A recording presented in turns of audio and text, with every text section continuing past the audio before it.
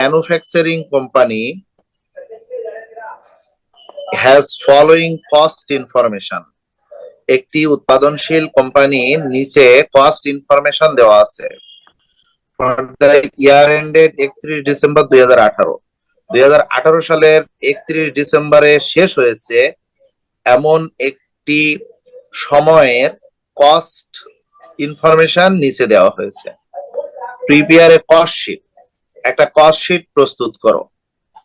Showing clearly the cost per unit, cost per ইউনিটটাকে clearly show করে দেখায় under the various elements and also profit or loss per unit, এবং প্রতি ইউনিটে loss এবং profit দেখিয়ে প্রত্যেক ইউনিটের কস্ট দেখিয়ে একটা কস্ট শিট প্রস্তুত করো। এটাই হলো করতে বলছে। আর এই নিচে দেওয়া আছে সেই ইনফরমেশন, কস্ট ইনফরমেশন কি কি আছে। ডিরেক্ট মেটেরিয়াল আছে দেখো 25 লাখ টাকা, ডিরেক্ট লেবার আছে 8 লাখ টাকা, ডেপ্রিসিয়েশন অন ফ্যাক্টরি বিল্ডিং আছে 16,000। এরপরে আছে ইন্স্যুরেন্সের টাকা। ইন্স্যুরেন্স কার উপর? প্রথম হলো স্টাফ কারের উপর 2,000 টাকা, ইন্স্যুরেন্স অফিস বিল্ডিং এর উপর 1500 টাকা, ফ্যাক্টরি বিল্ডিং এর উপর 2,000 টাকা। এরপরে আছে ডেলিভারি ভ্যান মেইনটেনেন্স এক্সপেন্স 12,000 টাকা, স্যালারি হলো 2,75,000। এর মধ্যে আবার 20,000 স্যালারিজ সেলস ম্যানেজারের স্যালারি আর 25,000 ইঞ্জিনিয়ারের স্যালারি। এজন্য দেখো বলেছে ইনক্লুডিং সেলস ম্যানেজার স্যালারি 20,000। তার মানে ওই স্যালারি হলো টোটাল 2,75,000, ওর মধ্যে অন্তর্ভুক্ত, ইনক্লুডিং মানে অন্তর্ভুক্ত সেলস ম্যানেজার স্যালারি। সেলস ম্যানেজারের স্যালারি 20,000 ওই 2,75,000 এর মধ্যে অন্তর্ভুক্ত। এন্ড ফ্যাক্টরি ইঞ্জিনিয়ার স্যালারি, এবং ফ্যাক্টরি যে ইঞ্জিনিয়ার তার স্যালারি 25,000, এটাও ওই 2,75,000 এর মধ্যে অন্তর্ভুক্ত। তার শুধু স্যালারি যদি বলে মনে রাখবে এটা হলো অ্যাডমিন এক্সপেন্স, এটা অ্যাডমিন এক্সপেন্স। কিন্তু কিন্তু যদি স্যালারির মধ্যে এরকম বলে দেয় যে সেলস ম্যানেজারের স্যালারি, সেলস ম্যানেজারের স্যালারি, তার মানে সেলস ম্যানেজারের স্যালারি কি কাজে লাগে? সেলস এর জন্য লাগে, তখন ওটা অ্যাডমিন এক্সপেন্স না, তখন ওটা হলো সেলিং এক্সপেন্স। কারণ সেলিং বাড়ানোর জন্য সেলসম্যানের স্যালারি দেওয়া হয়। আর যদি শুধু স্যালারি বলে তাহলে ওটা অফিস খরচ বা অ্যাডমিন এক্সপেন্স, এটা মনে রেখো।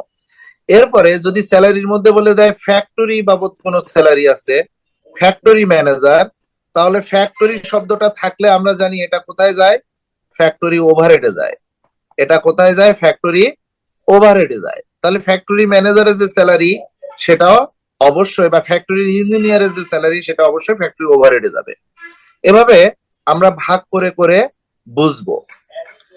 এরপরে দেখো বলছে finish goods warehouse 15,000, branch office expense 30,000, depreciation of office building 10,000, depreciation of staff car 15,000, electricity 35,000। তার মধ্যে আবার কি বলছে? 5,000 ফর অ্যাডমিন অফিস, মানে অ্যাডমিনিস্ট্রেটিভ যে অফিস তা সেখানে ইলেকট্রিসিটি লাগছে 5,000। তাহলে বাকিটা কোথায় লাগছে? নিশ্চয়ই উৎপাদনের কাজে লাগছে। আচ্ছা, অ্যাডভার্টিজমেন্ট 18,000, স্যান্ড্রি ফ্যাক্টরি এক্সপেন্স 4,20,000। ফ্যাক্টরি শব্দ থাকলে সেটা ওভারহেডে যাবে, তাহলে স্যান্ড্রি ফ্যাক্টরি এক্সপেন্স সেটাও ওভারহেডে যাবে। সেলস প্রমোশন, এটা সেলস শব্দ আছে তার মানে selling expense. Office admin expense, এটা অফিস সরাসরি বলা আছে তার মানে এটা admin expense. Sales 10,000 unit 50 lakh টাকা সেল করেছি আমরা 10,000 ইউনিট। কি বিক্রি করি আমরা, কি বিক্রি করি সেটা মনে হয় বলা নেই। ধরো যাই করি, আমরা যে প্রোডাক্ট বিক্রি করি সেটা বিক্রি করেছি 10,000 ইউনিট, আর টোটাল বিক্রি হয়েছে 50 লাখ টাকা।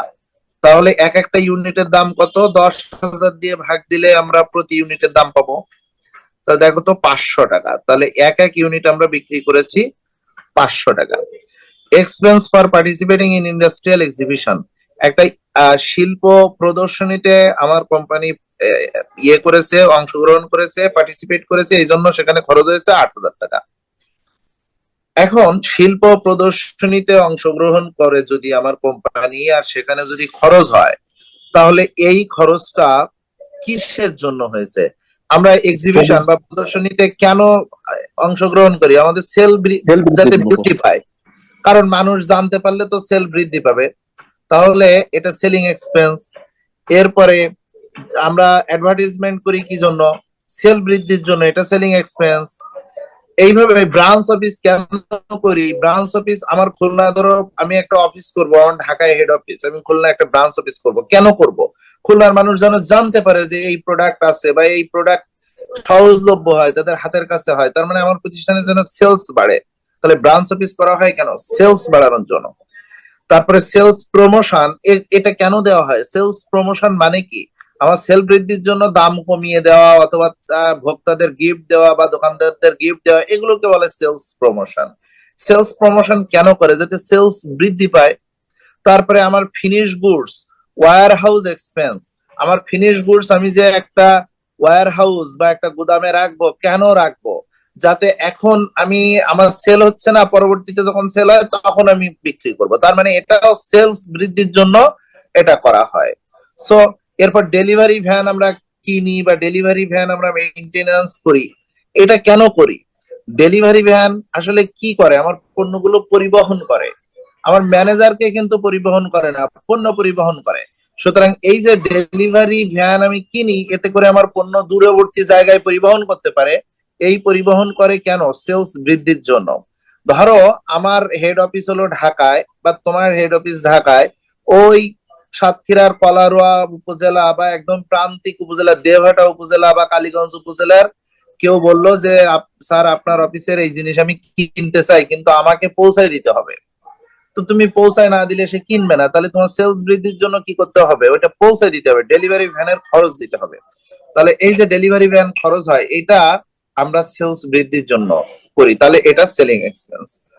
অন দ্য আদার হ্যান্ড, দেখো স্টাফ কার, এই যে স্টাফ কারটা আমরা করি, এটা কি কারণে করি? স্টাফ কারটা আমরা কি কারণে করি? এই যে স্টাফ কার, স্টাফ কারটা আমাদের খরচ কেন হয়? আমাদের স্টাফ অর্থাৎ যারা অফিসে জব করে তাদেরকে আনা নেওয়ার জন্য, তাহলে এটা আমাদের অফিস এক্সপেন্স। এরপরে আমরা যদি শুধু স্যালারি বলি, তাহলে শুধু স্যালারি এটা অবশ্যই অফিস এক্সপেন্স, কারণ স্যালারি কাদের দেওয়া হয়? অফিসের লোকদের স্যালারি দেওয়া হয়, আর যারা কাজ করে মজুরি দেওয়া হয়, ওয়েজ দেওয়া হয়, তাদের স্যালারি দেওয়া হয় না। আচ্ছা, এরপরে যদি আমরা অফিসের ইলেকট্রিসিটি ইউজ করি, তাহলে সেটা অফিস এক্সপেন্স। অফিসের বিল্ডিং এর কোনো খরচ হলে সেটা অফিস এক্সপেন্স। অফিসের অ্যাডমিন কোনো খরচ হলে অফিস এক্সপেন্স। এইগুলো আমাদের বুঝে নিতে হবে কোনটা অফিসের জন্য লাগছে, সেলিং এর জন্য লাগছে। আচ্ছা, ফ্যাক্টরি ওভারহেডে কি যাবে? ফ্যাক্টরি শব্দটা থাকলেই সেটা ফ্যাক্টরি ওভারহেডে যাবে, মনে রেখো। ফ্যাক্টরি শব্দটা থাকলে সেটা ফ্যাক্টরি ওভারহেডে যাবে। আই হোপ এই ক্যাটেগরি গুলো তোমরা আলাদা করতে পারবা। পারবা না? কারোর কোনো যদি এন্ট্রি বুঝতে সমস্যা হয় তাহলে কোশ্চেন করবা যে স্যার আমি এই এন্ট্রিটা বুঝিনি, এটা কি হবে?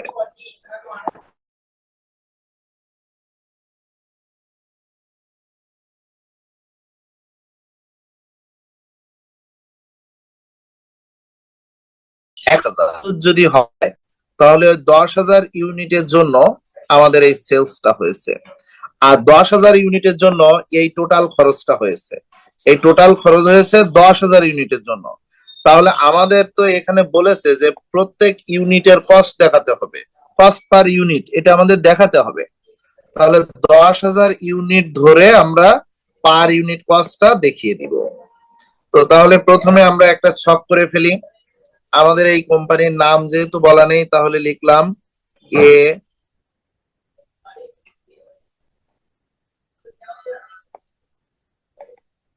Manufacturing company. এখানে আমরা কি করব? Cost sheet, cost sheet. এখন আমরা একটা ছক করে ফেলবো। আমাদের ছকটা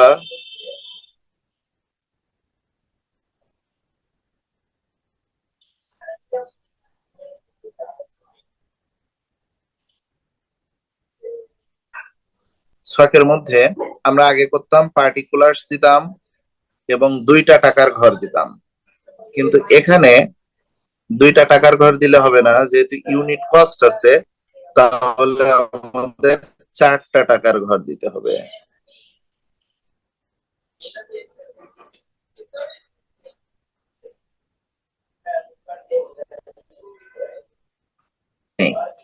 এখন আমরা লিখে ফেলি পার্টিকুলার্স গুলা।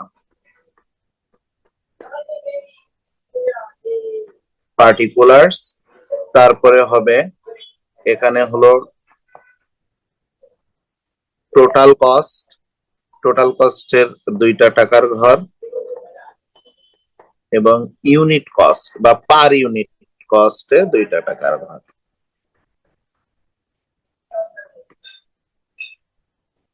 পার ইউনিট কস্টে দুইটা টাকার ঘর। এখন দেখো আমরা অঙ্ক শুরু করি। তো পার্টিকুলার্স এর আমরা কি করব, আসলে আমাদের বলেছে কস্ট শীট করতে। তো কস্ট শীট কিভাবে করি আমরা? কস্ট শীট নরমালি সকল খরচগুলো দেখিয়ে লাস্টে টোটাল কস্ট হয় এবং তার সাথে প্রফিট যোগ করলে সেলস হয়, এই হলো কস্ট শীট। তো আমরা তাহলে টোটাল কস্ট গুলো কিভাবে দেখাবো? প্রথমে আমরা সকল ডিরেক্ট এক্সপেন্স গুলো যোগ করলে হয় প্রাইম কস্ট। দেখো এখানে ডিরেক্ট কস্ট আছে দুইটা, একটা হলো ডিরেক্ট মেটেরিয়াল, একটা হলো ডিরেক্ট লেবার।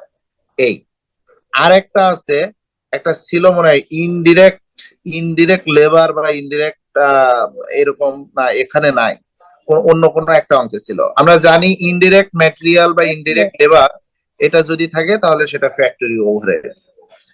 তো যাই হোক, এই দুইটা আছে, আমরা এই দুইটা দিয়ে আমরা করব প্রাইম কস্ট। তাহলে এখানে আমরা লিখবো direct material,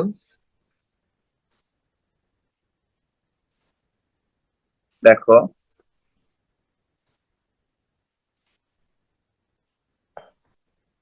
direct material, direct material কত টাকা আছে? প্রথম দেখো ডিরেক্ট ম্যাটেরিয়াল আছে 25 লাখ টাকা। 25 লাখ। এই 25 লাখ এই ডিরেক্ট ম্যাটেরিয়াল, এবং এর সাথে যোগ করব আরো ডিরেক্ট এক্সপেন্স থাকলে কি আছে,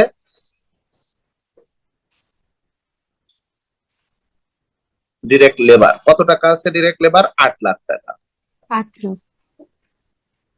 তাহলে এখন আমরা এটা যোগ করতে পারি,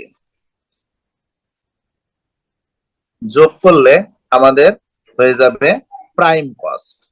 তো প্রত্যেকটা টাকাকে, যেহেতু আমাদের উৎপাদন হয়েছে 10,000 ইউনিট, 10,000 ইউনিট, তাহলে প্রত্যেকটা টাকাকে আমরা 10,000 দিয়ে ভাগ দিলে আমাদের প্রতি ইউনিটের টাকাটা বের হয়ে যাবে এবং ওই ইউনিট কস্টটা আমাদের দেখাতে হবে। তো দেখো, যদি প্রথম ঘরের টাকায় টোটাল ঘরে থাকে টাকা, তাহলে এই ইউনিট কস্টেরও প্রথম ঘরে দেখাবো, এটাই নিয়ম। যদি দ্বিতীয় ঘরে টাকা থাকে টোটাল কস্টের, এই ইউনিট কস্টটাও দ্বিতীয় ঘরে দেখাবো, এটা মনে রেখো। এখন দেখো আমরা এটা দেখাই ইউনিট কস্টটা। তাহলে 25 লাখের 10,000 দিয়ে ভাগ করলে কত হয়? 250। আর 8 লাখের 10,000 দিয়ে ভাগ করলে হয় 80।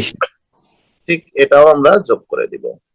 যোগ করে আমরা একটু ভিন্ন কালার দিয়ে লিখে দিই, সেটা হলো যে এই দুইটা যোগ করলে আমরা পাই প্রাইম কস্ট। প্রাইম কস্ট কত হয় তাহলে? 25 আর 8 33 লাখ টাকা। 33 লাখ। আর এটাকে 10,000 দিয়ে ভাগ করলে হয় 333। 30। মনে হয় 330, সরি। আমার মনে হয় এই পর্যন্ত তোমরা বুঝেছো। কারো কোনো কোশ্চেন থাকলে বলতে পারো, বলো। কারো কোনো কোশ্চেন আছে? না স্যার, বুঝছি। এর সাথে আমরা যোগ করব ফ্যাক্টরি ওভারহেড, এর সাথে আমরা যোগ করব ফ্যাক্টরি ওভারহেড। তো ফ্যাক্টরি ওভারহেড এর মধ্যে আমরা আগে ফ্যাক্টরি ওভারহেড যেহেতু অনেকগুলা, তাহলে আমরা ফ্যাক্টরি ওভারহেডটা আগে লিখে নিই।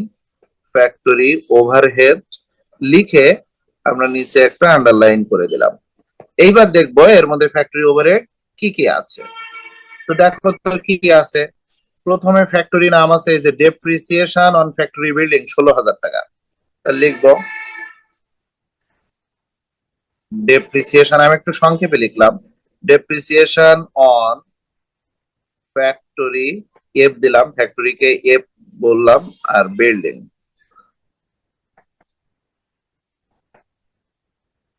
Factory building, depreciation on factory building কত টাকা আছে? 16,000। তাহলে এটা অবশ্যই ফ্যাক্টরি ওভারহেডে যাবে।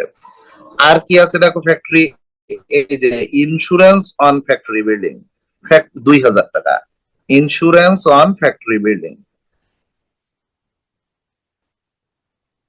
ইন্স্যুরেন্স অন ফ্যাক্টরি, শুধু বি দিলাম। তোমরা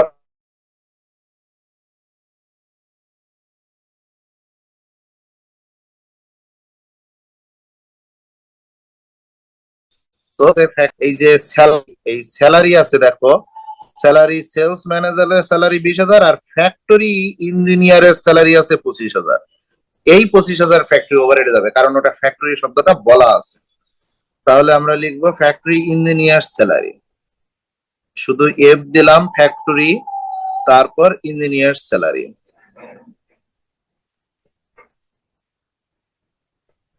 ইঞ্জিনিয়ার স্যালারি। তাহলে ফ্যাক্টরি ইঞ্জিনিয়ারের স্যালারি কত টাকা? দেখো 25,000 টাকা, 25,000 টাকা। দেখো তো এই পর্যন্ত বুঝেছো কিনা, কারো কোনো প্রবলেম আছে কিনা বলো। বুঝেছো সবাই? আচ্ছা, এরপরে দেখো আর factory overhead, factory overhead, office staff, sundry, এই যে sundry factory expense, sundry factory expense, তাহলে এটা হবে স্যান্ড্রি ফ্যাক্টরি এক্সপেন্স, ফ্যাক্টরির এফ দিলাম, ফ্যাক্টরি এক্সপেন্স কত টাকা? স্যান্ড্রি ফ্যাক্টরি এক্সপেন্স দেখো তো 4,20,000 টাকা, 4,20,000 টাকা, 4,20,000 টাকা। আচ্ছা, আর কি বাদ গেছে কিছু? আর হলো, আর হলো নেই স্যার।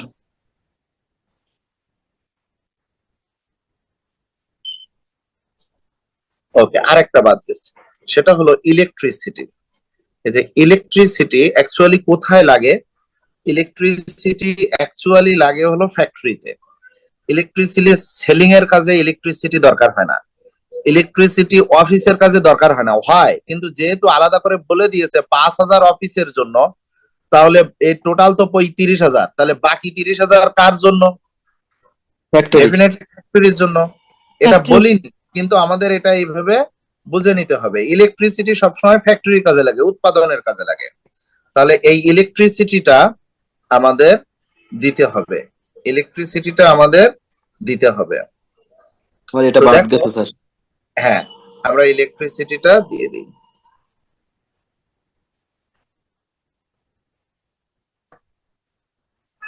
ইলেকট্রিসিটি, ইলেকট্রিসিটি কত তাহলে? 35,000 থেকে ওই 5,000 বাদ দিলে থাকে 30,000। 30,000। এই এটা হলো ইলেকট্রিসিটি। আমার মনে হয় আর কোথাও বাদ যায়নি। তাহলে এইবার আমরা এইগুলো যোগ করে দিলেই আমরা পেয়ে যাব আমাদের কাঙ্ক্ষিত ফ্যাক্টরি ওভারহেড। তবে একটা কাজ করি আগে, সেটা হলো প্রত্যেকটার ইউনিট আমরা বের করে দিতে পারি, প্রত্যেকটাকে 10,000 দিয়ে ভাগ দিয়ে বের করে দিতে পারি।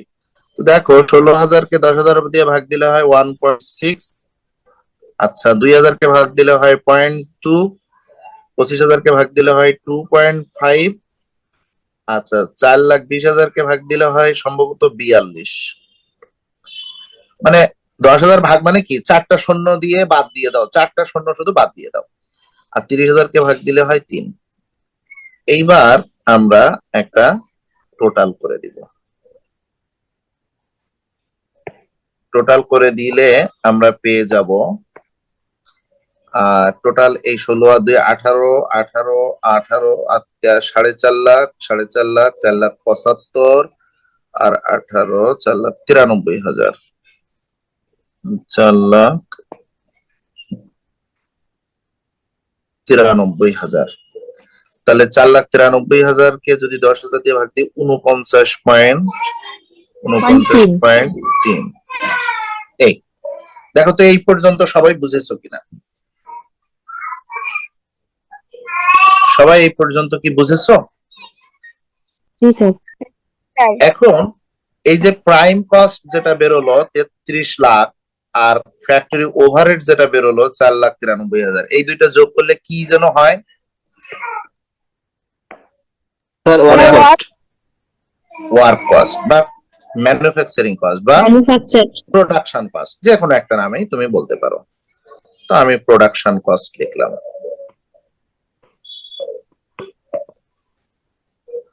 Production cost.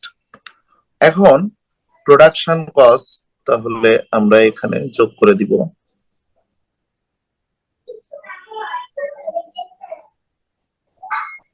এখন দেখো তো যোগ করলে কত হয়? 33 আর 4 37,93,000। 37,93,000।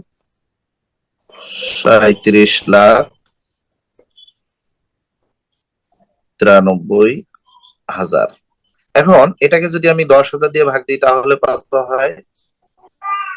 379.3। 379.3। দেখো ক্লিয়ার? আমরা এতদিন যেটা করতাম সেটা হলো এই যে এইটুকু, এই অংশটুকু করতাম, ওই যে ইউনিট কস্টটুকু আসলে বের করতাম না, এইটুকু করতাম। দেখো আমি দাগাচ্ছি যেটুকু, এইটুকু করতাম, কিন্তু ইউনিট কস্ট বের করতাম না। এইবার শুধু ইউনিট কস্ট বের করে দিচ্ছি। তা এটা তো কঠিন কিছু না, জাস্ট 10,000 দিয়ে ভাগ দিলেই কাজ শেষ, তাই না বলো? আচ্ছা, এবার প্রোডাকশন কস্টের সাথে আমরা কি করব? প্রোডাকশন কস্টের সাথে আমরা অপারেটিং এক্সপেন্স যোগ করব। অপারেটিং এক্সপেন্স দুই প্রকার, একটা সেলিং, একটা অফিস। তো আমরা এক এক করে যোগ করব।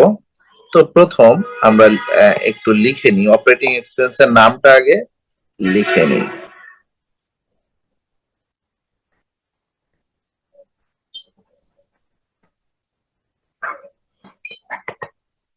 Operating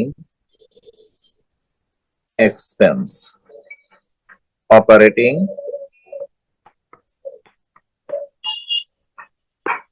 expense. অপারেটিং এক্সপেন্স দুই প্রকার আমরা জানি। একটা হলো সেলিং এক্সপেন্স, পুরো নাম হলো সেলিং এন্ড মার্কেটিং এক্সপেন্স। আর আরেকটা হলো অফিস এন্ড অ্যাডমিন এক্সপেন্স। তো আমরা এক এক করে করব। অপারেটিং এক্সপেন্সের নিচে দাগ দিয়ে দিলাম। তো প্রথমে আমরা তাহলে সেলিং এক্সপেন্সটাই করি। তো দেখো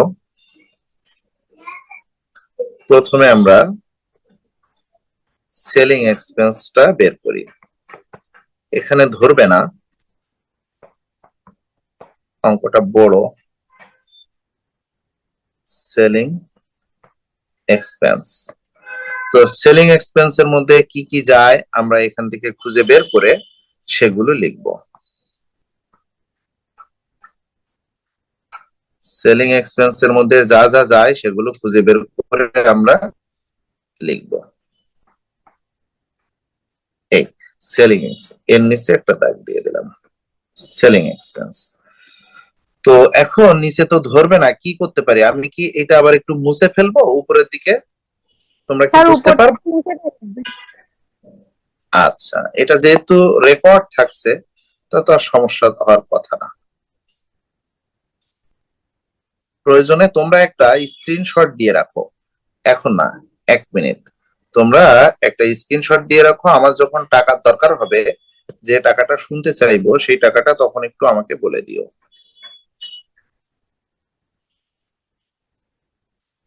আমি এই উপরের টাকার অংশটা মুছে দিচ্ছি।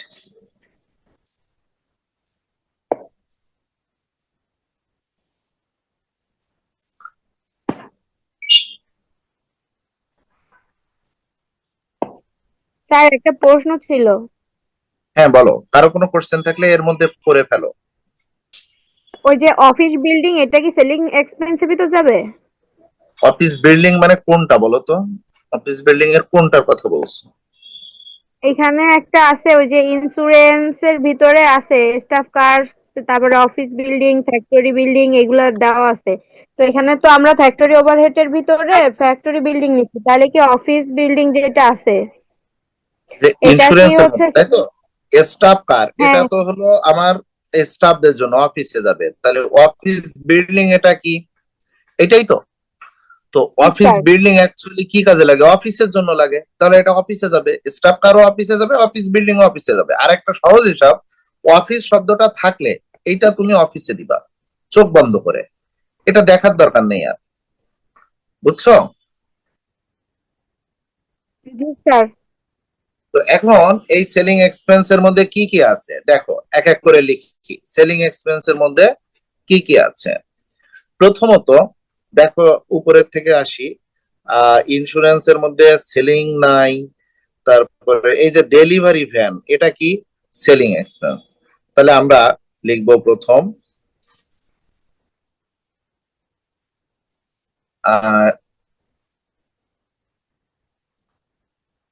Delivery delivery van maintenance.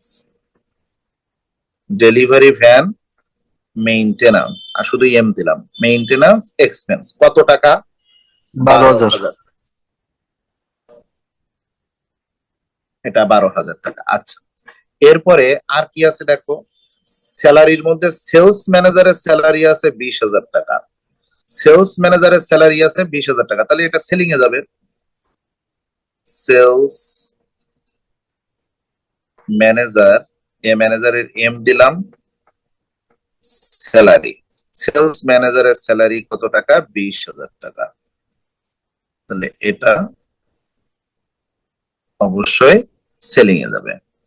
এরপরে দেখো, finish goods warehouse expense. Warehouse মানে ফিনিশ গুডস, পণ্য তৈরি করার পরে আমরা যে ওয়্যার হাউস বা গুদামে রাখি, এটা ডেফিনেটলি আমার সেলিং এর জন্য। তাহলে এটা আমি লিখবো ফিনিশ গুডস, সংক্ষেপে লিখলাম এফজি,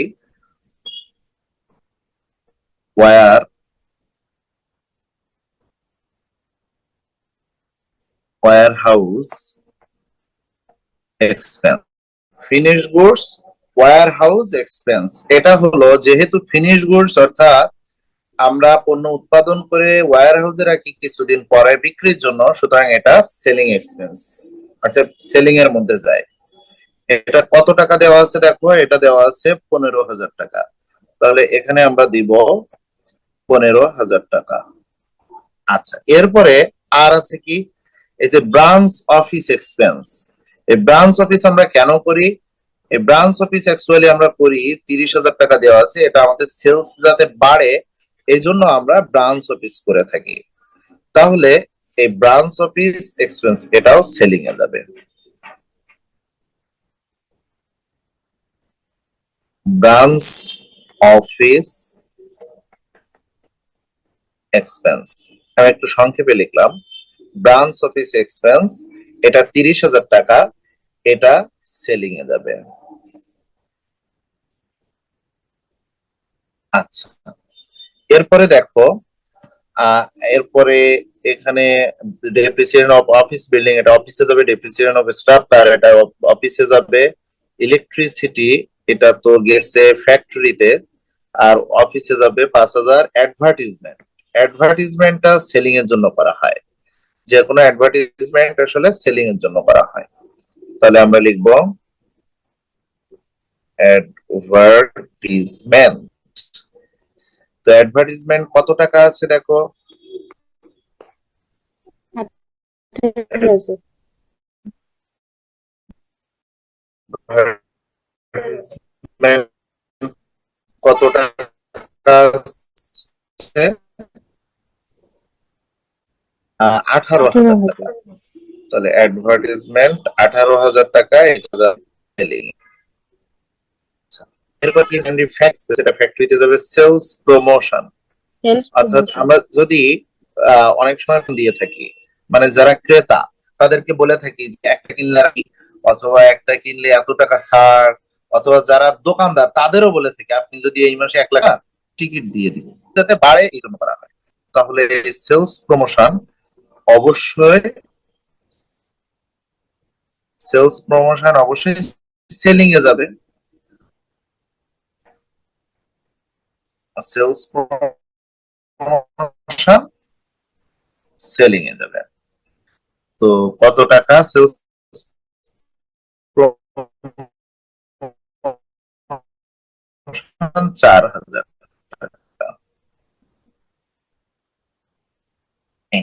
না expense per party industrial exhibition, এইটা 8,000 টাকা। অর্থাৎ আমরা যে ইন্ডাস্ট্রিয়াল এক্সিবিশনে পার্টিসিপেট করেছি এইটা অবশ্যই সেল যাতে বাড়ে এই কারণে করেছি। Expense industrial exhibition expense, industrial exhibition expense কত? 8,000 টাকা। এটা ডেফিনেটলি সেলিং এ যাবে। বলো এই পর্যন্ত তোমরা সবাই বুঝেছো কিনা? কারোর কোনো প্রশ্ন থাকলে বলতে পারো যে স্যার এই পর্যন্ত বা এইটুকু বুঝিনি। কারোর কোনো কোশ্চেন থাকলে বলো যে তুমি বুঝেছো কিনা, কথা বলো একটু। কোনো সমস্যা আমার আর বলার কিছু নাই, এইগুলো সেলিং এ যাবে। এবার কেউ একজন এটা একটু যোগ করো তো ক্যালকুলেটরে কত হয়? 1,07,000 স্যার, 1,07,000। 1,07,000। তাহলে এটা হলো আচ্ছা আমি একটু ভিন্ন কালি দিয়ে দেখি।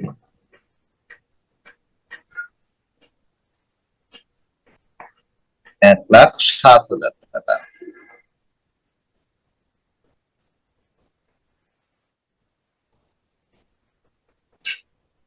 এখন আমরা যেটা করব সেটা হলো আমরা প্রত্যেক ইউনিট কস্ট বের করব, 10,000 দিয়ে ভাগ করব। এটা পারবো না সবাই? জি স্যার। 1.2 হবে, এটা শুধু 2, এটা 1.5, এটা 3, এটা 1.8, এটা 4.4, এটা 0.8। এগুলো আমরা পারবো কিনা বলো তো? সবগুলো পারবো না। স্যার। জি স্যার, পারবো।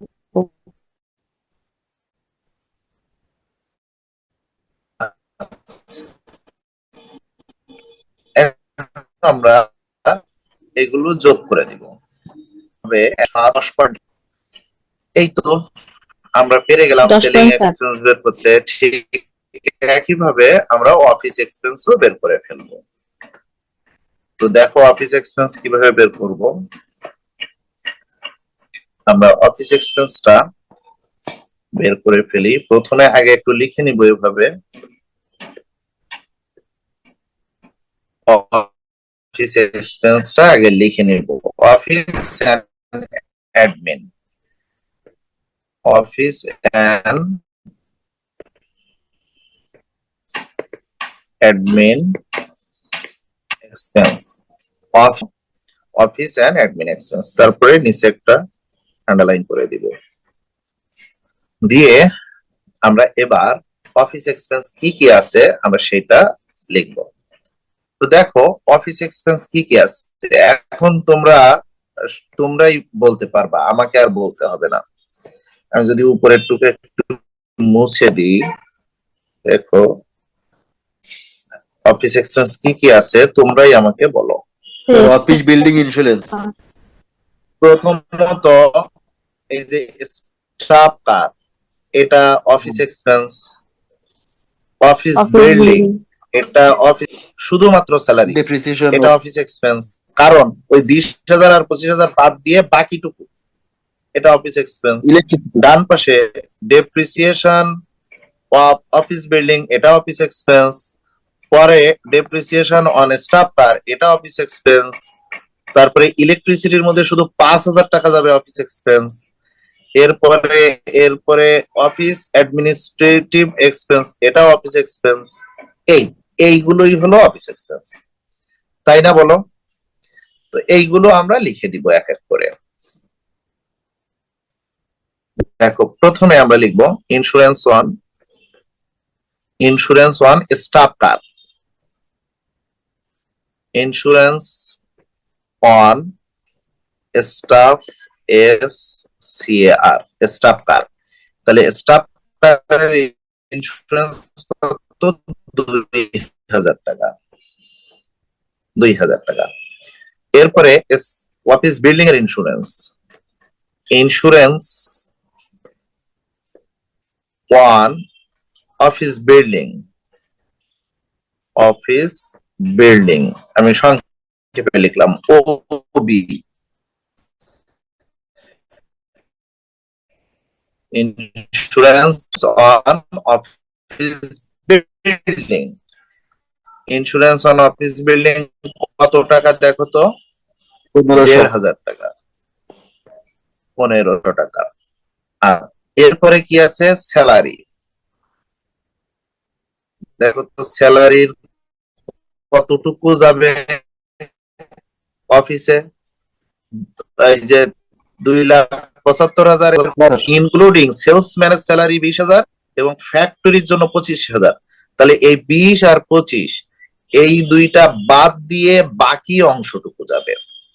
তো তো 45,000 টাকা ওইটা না? হ্যাঁ, 45,000 বাদ দিয়ে বাকিটুকু যাবে হলো তোমার অফিসে। এটা তো দেখো তো, তাহলে 2,75,000 থেকে 35,000 এখানেই বাদ দিয়ে দিবা।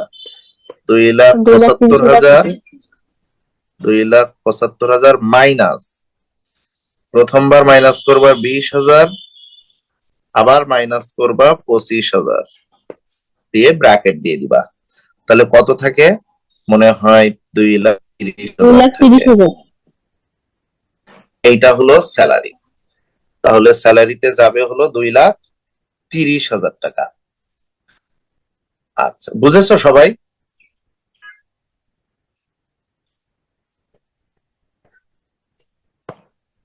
এরপর ডেপ্রিসিয়েশন, অবচয়।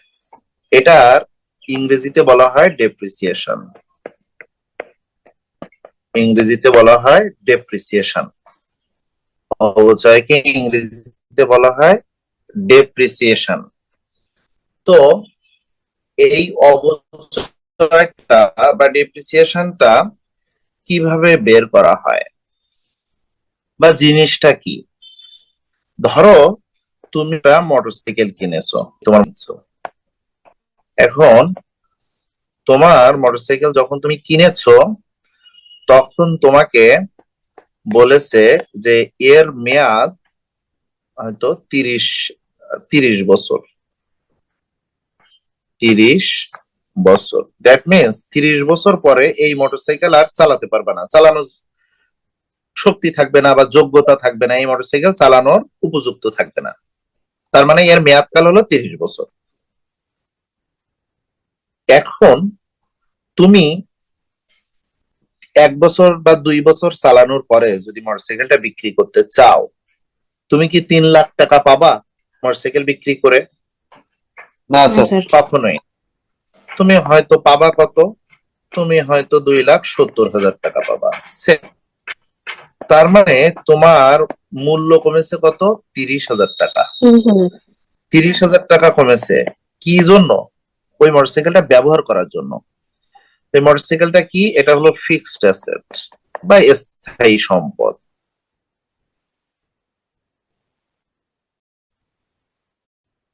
ফিক্সড অ্যাসেট বা স্থায়ী সম্পদ। যদি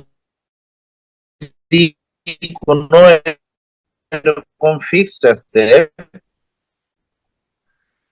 বা স্থায়ী সম্পদ, স্থায়ী সম্পদ হলে তার মূল্য কমে যায়। যতটুকু মূল্য কমে ওই মূল্যটুকুকে বলা হয় অবচয়। যতটুকু মূল্য কমে যায় ওইটাকে বলা হয় অবচয়। তাহলে এখানে 30,000 টাকা হলো অবচয়। স্যার এই অবচয়টা তুমি 3 বছর চালাইছো, 3 বছর চালাইছো না? মোটরসাইকেল কয় বছর চালাইছো? 3 বছর চালাইছো। তাহলে 3 বছরের অবচয়। তুমি 3 বছর পরে দাম শুনেছো কত? 2,70,000। তার মানে 30,000 টাকা দাম কমেছে। তাহলে এই 30,000 টাকা কত দিনের অবচয়? 3 বছরের অবচয়। আমার কথা কি বুঝেছো সবাই? অবচয়টা তার মানে অবচয়ের সংজ্ঞা যদি আমরা এভাবে দিই যে স্থায়ী সম্পদ ব্যবহার করার ফলে তার যতটুকু মূল্য কমে যায় সেটাকে বলা হয় অবচয়। এখন ভগ্ন অবশেষ মূল্য এরকম অনেকে কথা বলছো, সেটা কি জিনিস একটু বুঝাই দিচ্ছি। এর মেয়াদ কতদিন দিছিলাম বা ওই কোম্পানি কতদিন দিছিল এই মোটরসাইকেলের মেয়াদ? 30 বছর। মেয়াদ দেওয়ার মানে হলো এই মোটরসাইকেল 30 বছর চলবে, 30 বছর পরে এর আর কোনো মূল্য থাকার কথা না, এটার মূল্য জিরো হয়ে যাবে এর ব্যাপার। যেমন যদি বলি তোমার মেয়াদ হলো আর 50 বছর, মানে তুমি 50 বছর বাঁচবা, তার মানে তোমার 50 বছর পর যেদিন মারা যাবা তোমার মূল্য জিরো হয়ে যাবে, তোমার কোনো মূল্য থাকবে না, এটাকেই বলে মেয়াদ। তো 30 বছর পর অ্যাকচুয়ালি এই মোটরসাইকেলের মূল্য কোনো টাকা হবে না, তার মানে কোনো মূল্য থাকবে না, এটাই হলো মেয়াদ। কিন্তু তারপরেও 30 বছর পরেও যদি মেয়াদ শেষে যদি ওই ফিক্সড অ্যাসেটটা বিক্রি করে 10 টাকাও পাওয়া যায়, তাহলে ওইটাকে বলা হয় ভগ্ন অবশেষ মূল্য।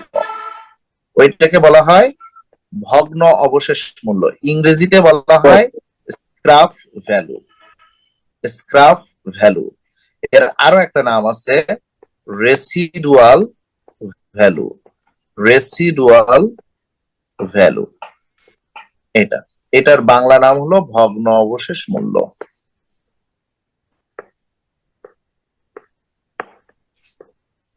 তাহলে ভগ্ন অবশেষ মূল্য কোনটা? ওই 30 বছর পরে ওই মোটরসাইকেল যদি তুমি ভাঙড়ি কেজি দরেও বিক্রি করো, ওখান থেকে যদি তুমি 1000 টাকাও পাও, সেই 1000 টাকার নাম হলো সেই 1000 টাকার নাম হলো ভগ্ন অবশেষ মূল্য। বুঝতে পারছো? হ্যাঁ বলো, সবাই কি বুঝেছো? জি স্যার। তাহলে তুমি যদি 1000 টাকা ভগ্ন অবশেষ মূল্য পাও, আর তুমি মোটরসাইকেল কিনেছিলে 3 লাখ টাকা দিয়ে, তাহলে তোমার অ্যাকচুয়ালি অবচয় হয়েছে 2,99,000, কারণ শেষে তো তুমি 1000 টাকা পেয়েছো। তোমার মেয়াদ দেওয়া মানে শেষে টাকা পাওয়ার কথা না, কিন্তু তুমি যদি শেষে 1000 টাকা পেয়ে যাও স্ক্র্যাপ ভ্যালু হিসেবে, তাহলে অ্যাকচুয়ালি তোমার অবচয় হয়েছে 2,99,000 টাকা, একদম 30 বছর ধরে। এইটা তো যাই হোক, আমাদের এটা পরবর্তীতে দরকার হবে, তো অবচয়টা একটু বুঝে রাখলে অবচয়টা কি জিনিস। স্যার স্ক্র্যাপ ভ্যালু আর স্যালভেজ ভ্যালু কি এক? হ্যাঁ, একই একই, ওর আরেকটা নাম স্যালভেজ ভ্যালু, 3টা নাম। সেটা হলো স্ক্র্যাপ ভ্যালু, রেসিডুয়াল ভ্যালু, আর একটা হলো স্যালভেজ ভ্যালু। আমি আরেকবার একটু লিখে দিই, এটার আরেকটা নাম স্যালভেজ ভ্যালু, এটাও আমার বলা উচিত ছিল। স্যালভেজ ভ্যালু বাংলা নাম হলো ভগ্ন অবশেষ মূল্য। তো ঠিক আছে, এটা থাক এখানে। আচ্ছা দেখো, এখন তাহলে আমরা ডেপ্রিসিয়েশনটা অবশ্যই খরচ, কারণ প্রত্যেক বছর ডেপ্রিসিয়েশন হওয়া মানে কি আমার সম্পদের মূল্য কমে যাওয়া। সম্পদের মূল্য কমে যাওয়া মানে কি আমার খরচ হয়ে যাচ্ছে, সম্পদটা খরচ হয়ে যাচ্ছে, তাহলে ডেপ্রিসিয়েশনটা অবশ্যই খরচ। আচ্ছা, এরপরে আসবে কি ইলেকট্রিসিটি, এরপরে আসবে ইলেকট্রিসিটি। দেখো তো ইলেকট্রিসিটি কত আসার কথা? 5,000 তো অফিসে দিয়ে টোটাল হলো 35,000, তাহলে 35,000-এর মধ্যে সরি 5,000 যাবে অফিসে, তাহলে এখানে আসবে 5,000। আর 30,000 কোথায় দিব? 30,000 ইলেকট্রিসিটি নর্মালি ফ্যাক্টরিতে লাগে, তার মানে এটা ফ্যাক্টরি ওভারহেডে যাবে। ওকে, তাহলে ইলেকট্রিসিটি আমরা দিয়েছি 5,000 টাকা, অফিস এন্ড অ্যাডমিনে দিয়েছি ইলেকট্রিসিটি 5,000 টাকা। এরপরে আর কি আসবে দেখো তো? আর আসবে হলো office admin expense. Office admin expense, এটা কত আসবে? অফিস অ্যাডমিন এক্সপেন্স দেখো তো দেওয়া আছে কত? 60,000 টাকা। 60,000 টাকা অফিস অ্যাডমিন এক্সপেন্স দেওয়া আছে, দেখো 60,000 টাকা।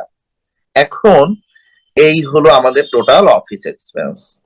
তাহলে অফিস এক্সপেন্স গুলো আমরা এখন যোগ করে দিব, যোগ করে দিলে আমরা পেয়ে যাব, দেখো তো কত হয়? 2,000, 1,500, কত হয় বলো? 3,23,500। 3,23,500। 3,23,500। এই এখন এই টাকাগুলো আমরা ইউনিট কস্টে নিয়ে যেতে পারবো না, আমার মনে হয় একটু দেরিতে উঠতেছে, কারণ আমার এটা কাজ করছে না, পেনটা ঠিকঠাক কাজ করছে না, এই জন্য মনে হচ্ছে একটু দেরিতে উঠতেছে। তো দেখো এই 3,23,500 এরপর এটা কি আমার দেখা স্যার লাগবে ওটা না করে তোমরা পারবা? পারবো স্যার। ওকে, 10,000 এখন এই যে আমরা 3,23,500 আর 1,07,000 এই দুইটা মিলে হলো অপারেটিং এক্সপেন্স।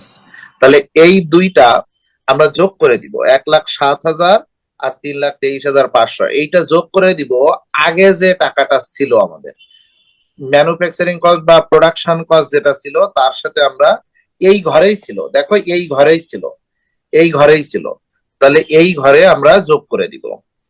আমরা যোগ করে দিলে আমরা দেখব যে কত টাকা হয়েছে টোটাল, সেটা হবে টোটাল কস্ট। কেউ বলতে পারবা টোটাল কস্ট কত হয়েছে?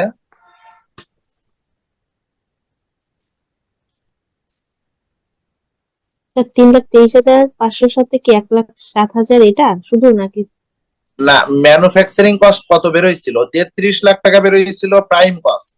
ওর সাথে আবার ওই যে কত বের হয়েছিল না ফ্যাক্টরি ওভারহেড, কেউ কি ছবি তুলেছিলে? স্যার স্যার 42,93,000 আসছিল। স্যার টোটাল হ্যাঁ, আছে আবার বলো। হচ্ছে 37,93,000 37,93,000, রাইট। 33 লাখ আর 4,93,000, তাহলে 37,93,000 এটা ছিল production cost, total production cost, তাই না? এই প্রোডাকশন কস্টের সাথে আমরা যোগ করব অপারেটিং এক্সপেন্স। তো এখানে অপারেটিং এক্সপেন্স কত? 1,07,000 আর 3,23,500, এইটা যোগ করলে আমরা পেয়ে যাব টোটাল কস্ট 37,93,000, তার সাথে 1,07,000 যোগ করো এবং 3,23,500 যোগ করো, টোটাল যোগ করলে কত হচ্ছে দেখো তো একটু। 42,23,500। এই ঘরে হবে 42,23,500, 23,500। তাই না? যোগ ঠিক আছে তো? 42,23,500 এইটা।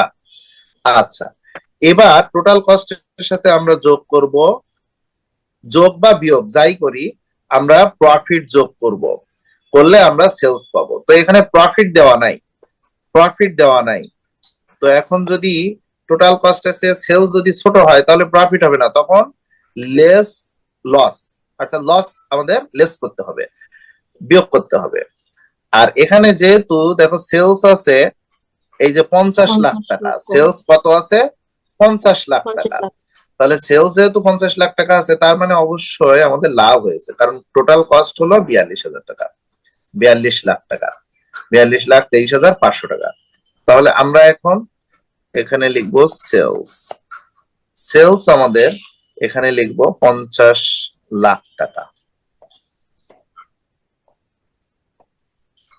50 লাখ টাকা। দেখো সেলস লিখেছি 50 লাখ টাকা, তাহলে এবার প্রফিট নিশ্চয়ই যোগ করতে হবে। তো বলো তো কত টাকা যোগ করলে 50 লাখ হবে?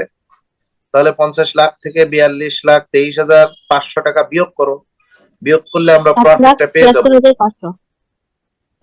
7,76,500। এটা আমরা যোগ করলাম 7,76,500, এই অঙ্ক শেষ।